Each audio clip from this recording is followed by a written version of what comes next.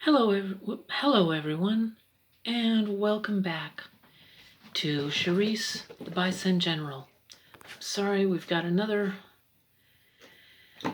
Z here, is really freaking out for some reason. Anyway,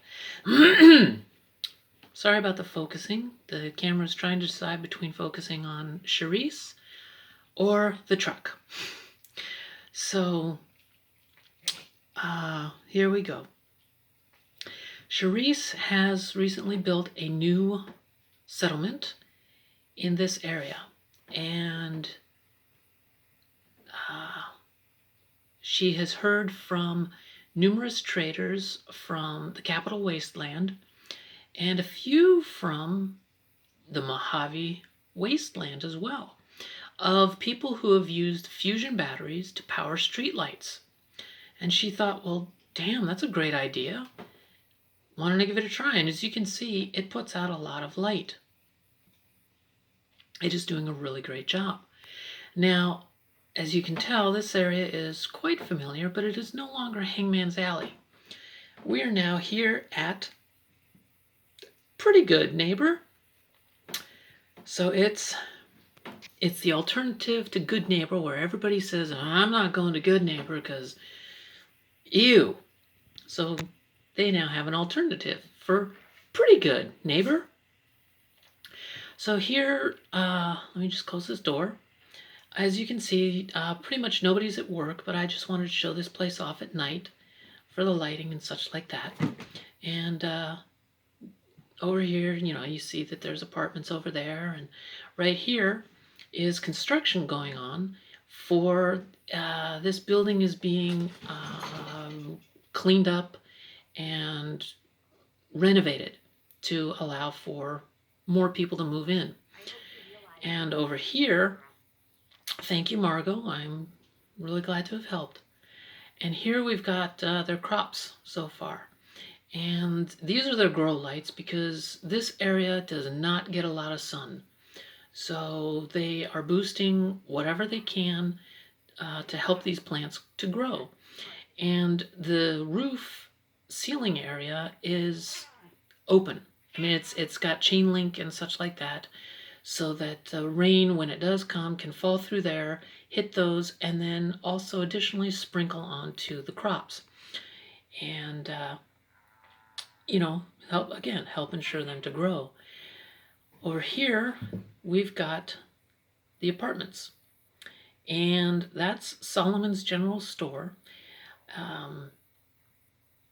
And over here, we've got the Seizure Arms Hotel. I don't know why, I was like, oh, I need to come up with a name for a hotel, and Seizure Arms just had like a double meaning, and oh, well, thank you, Denise, you just gave away a secret, you little turd. Well, okay, so anyways, you can see there's a bunch of beds in there, nothing fancy. The whole idea is that these people are supposed to be living behind these doors, and then that closes up so that you don't see where they actually sleep. So for example, Solomon there, he owns the general store there as well as this apartment building, and he sleeps behind that green door. But obviously he can't go in the green door to a bed, so I just have him and everybody else go into that little secret room there. And like here, this is Davy. Davy owns the cafe, the restaurant, a tier 3 food bar vending area, but he lives above it.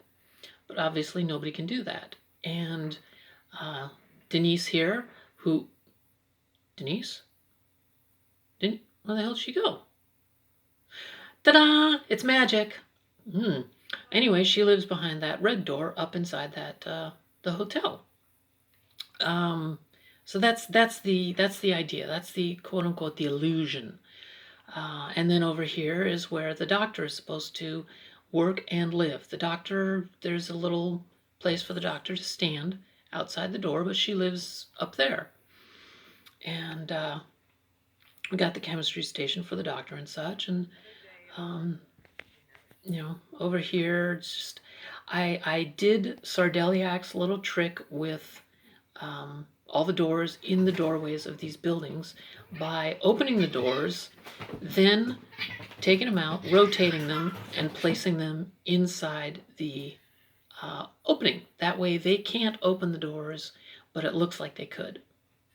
Now over here, we've got a huge pile of debris that I cannot get rid of.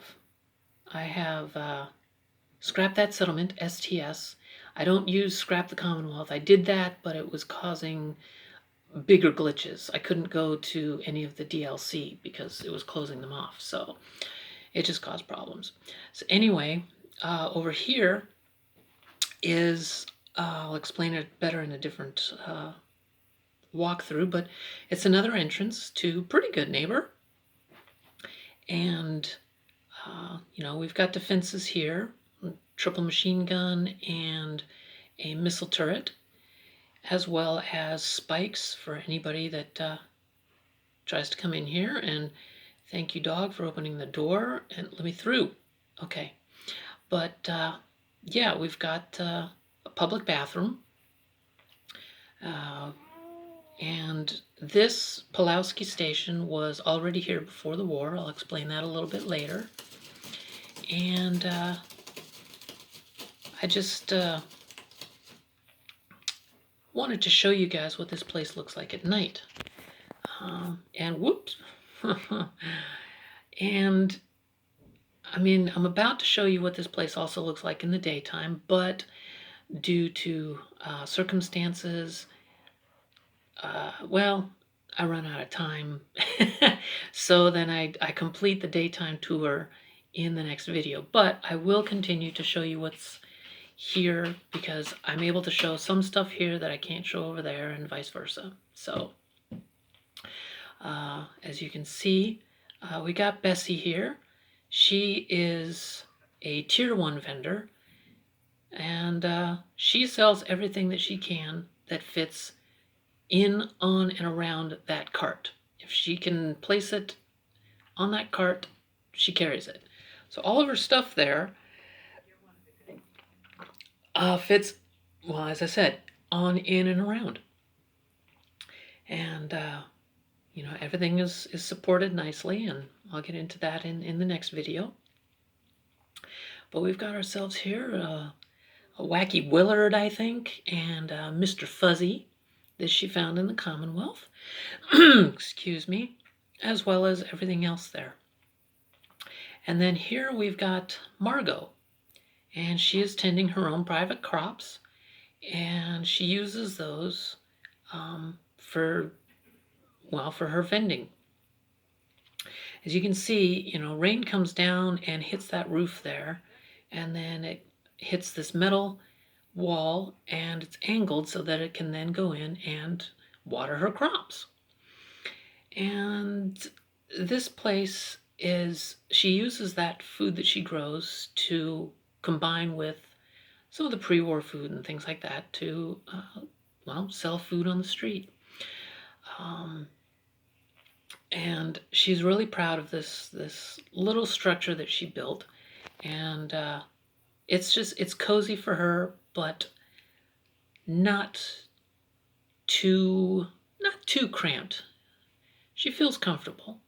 And right here, you know, she's got a pot for the dishes that she does keep clean, and right here she tries to make it comfortable by having pillows and such for you to sit and enjoy your meals. And, you know, at night, as you saw earlier, she's able to keep this place lit, so it's comforting and enjoyable. And I mean, that food looks really delicious. She's a good cook. She really is.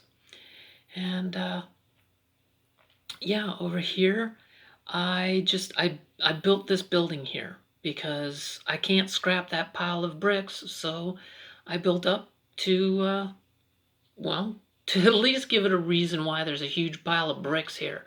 So the ceiling collapsed onto the floor, which collapsed onto the floor and came down and just created this huge pile of rubble.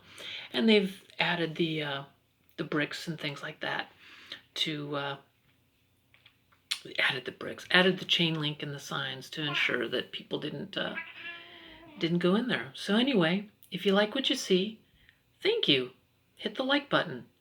And remember, be excellent to each other. And party on. Thank you.